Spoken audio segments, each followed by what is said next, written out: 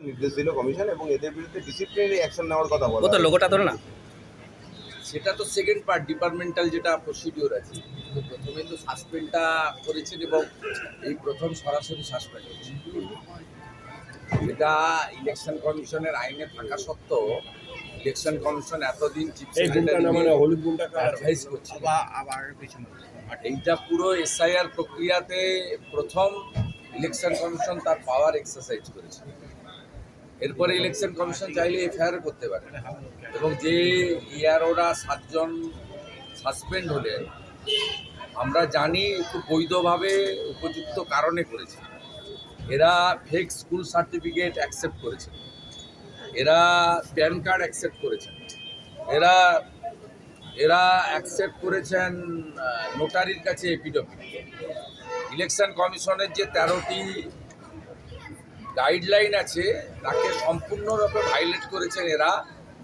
মূলত তৃণমূলের কথায়, ডিএম বা ডিইওদের চাপে আর নন্দিনী চক্রবর্তীর ইশারাতে, আর নন্দিনী চক্রবর্তীকে দিয়ে পুরো র্যাকেটটা চালাচ্ছেন মুখ্যমন্ত্রী মমতা বন্দ্যোপাধ্যায়।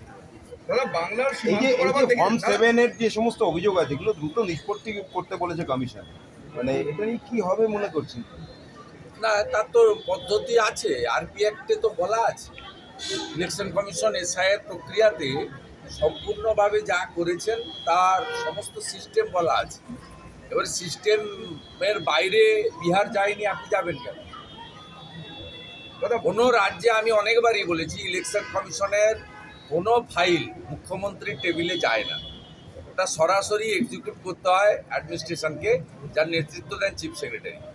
এখানে মনোজ পন্থ থেকে নন্দিনী চক্রবর্তী এরা ইলেকশন কমিশন সংক্রান্ত সমস্ত ফাইল মুখ্যমন্ত্রীর কাছে পাঠান এবং মুখ্যমন্ত্রী সরাসরি হস্তক্ষেপ করেন, যেটা ভারতবর্ষের কোনো রাজ্য হয় না এবং জাতীয় নির্বাচনের সময় প্রধানমন্ত্রীও করেন না, সেটা এই রাজ্যে করা হয়।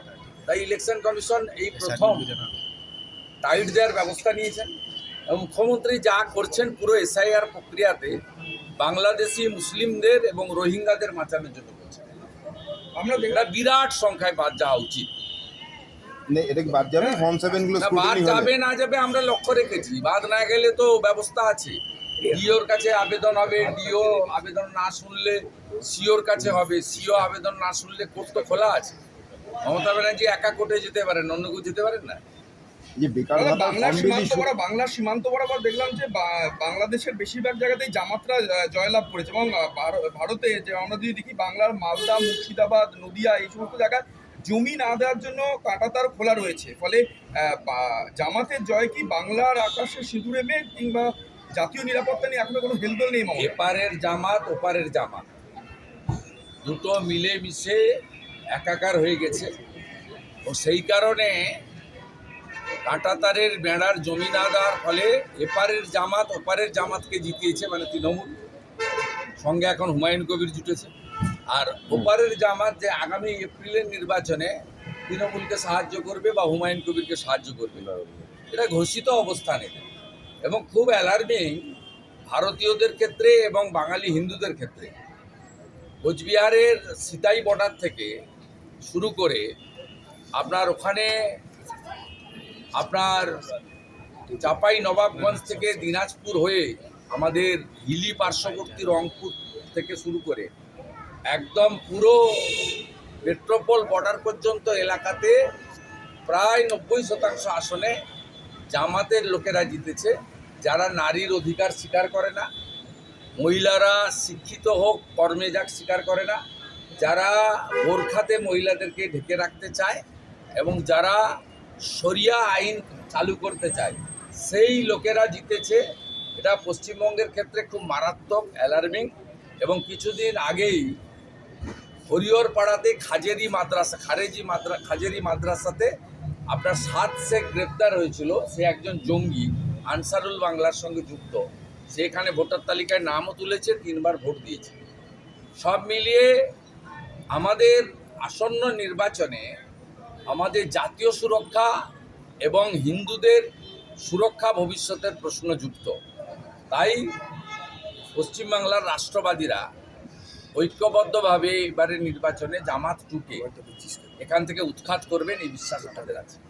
যুবসাথীর ক্যাম্পে ডাক্তারি পড়ুয়া, সিএ হ্যাঁ বিটেক এদের সমস্ত লাইন এক মহিলা কাঁদতে কাঁদতে বলছে আমি ছেলে চাকরি নেই। না আমি আপনাকে বলি, আমি 3 দিন ধরে গত পরশুদিন সল্টলেক বিজেপি অফিস থেকে বলেছিলাম, কালকেও বলেছি, আপনি কেন লাইনে দাঁড় করাচ্ছেন? এখন কোথাও লাইনে দাঁড়াতে নেই, সব অনলাইন হয়ে গেছে, পোর্টাল হয়ে গেছে, কেন লাইনে দাঁড় করাচ্ছেন? এবং লাইনে দাঁড় করিয়ে একটা জিনিস সুবিধা হয়েছে, সেটা হচ্ছে পশ্চিমবাংলার যে বেকারদের ভয়াবহ চিত্র, রবিবার শিব চতুর্দশীর দিন সেখানেও 5-7-8 লক্ষ যুবক যুবতী তারা লাইন দিয়েছেন, বাবা মা লাইন দিয়েছেন, কি ভয়াবহ চিত্র একদিনেই দেখেছেন। এবং আপনারা দেখেছেন কালকে মিডনাইটে বা আজকে সকালে পেয়ে গেছেন যে অনলাইন করে দিয়েছে। এটা তো আগেই করা যেত, ঠিক আছে দাদা, অনলাইন করে দিয়েছে, আপনারা দেখুন এটাকে অনলাইন করে দেওয়া হয়েছে। আপনার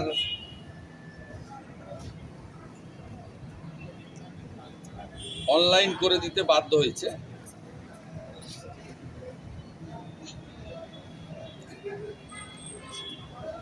দেখুন অনলাইন করে দিয়েছে, পয়সাতে অনলাইন।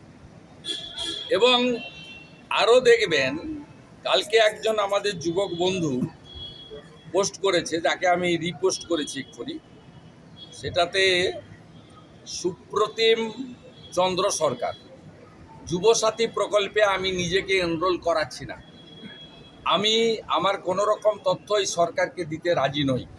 2012 সালে এমপ্লয়মেন্ট ব্যাংকের নাম নথিভুক্ত করিয়েছিলাম যুবশ্রী প্রকল্পে, ভাঁওতা দিয়ে তথ্য জমা করে টাকার 1 ফোঁটাও পাওয়া যায়নি।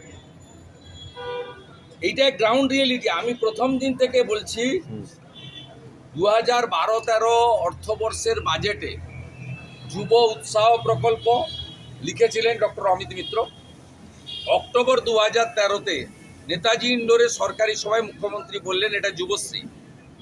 তিনি বললেন 17 লক্ষ অ্যাপ্লিকেন্ট, 1 লক্ষ লোককে আমি দিলাম এমপ্লয়মেন্ট ব্যাংকে টাকা, আমি পর্যায়ক্রমে দেবো। সেই 2017 সালে এই স্কিমটাকে তুলে দিলেন। 17 লক্ষ অ্যাপ্লিকেশনকে কেজি দরে বেচে দিয়েছেন, মানে ওয়েস্ট পেপার হিসেবে বেচে দিয়েছেন 17 লক্ষ যুবক যুবতী। আবার এখানে এই ধান্দাটা চালু করলেন। প্রথমে বাজেট বক্তৃতাতে মাননীয় চন্দ্রিমা ভট্টাচার্য বললেন আগস্ট মাস থেকে আমরা দেব। আমরা বললাম আগস্টের ভোট অন অ্যাকাউন্ট নয়, এই vote on account April May June July. আপনার এখতিয়ারেই নেই, 4 মাস পরে পশ্চিমবঙ্গে যে জিতবে তারা পূর্ণাঙ্গ বাজেট দেবে। তখন শুনে মুখ্যমন্ত্রী দেখলেন এত বড় ভুল হয়েছে, তিনি সাংবাদিক সম্মেলন করলেন, করে বললেন 15 তারিখ থেকে, ওনার নক্তসত্ত্ব জ্ঞান নেই, হিন্দুদের উৎসব ওনার মাথায় থাকে না, কারণ চতুর্দশীর দিন ছিল। তাতে বললেন ঠিক আছে 15 থেকে 26 টুল আর চেয়ার পেতে কালকে করব। ভয়াবহ চিত্র দেখেছেন, চাকরি প্রার্থীদের উপরে পুলিশ ডান্ডা মেরেছে, চাঁচলে কিভাবে করেছে দেখেছেন, এবং গাজলে কিভাবে করেছে দেখেছেন। আলটিমেটলি ফাইনালি আবার অনলাইন করেছে। এটা সম্পূর্ণ ভুয়া। বেকার যুবক যুবতীরা এদের ফাঁদে পা দেবেন না, আমার ফাইট রেডি। ऐसा बोला जा रहा है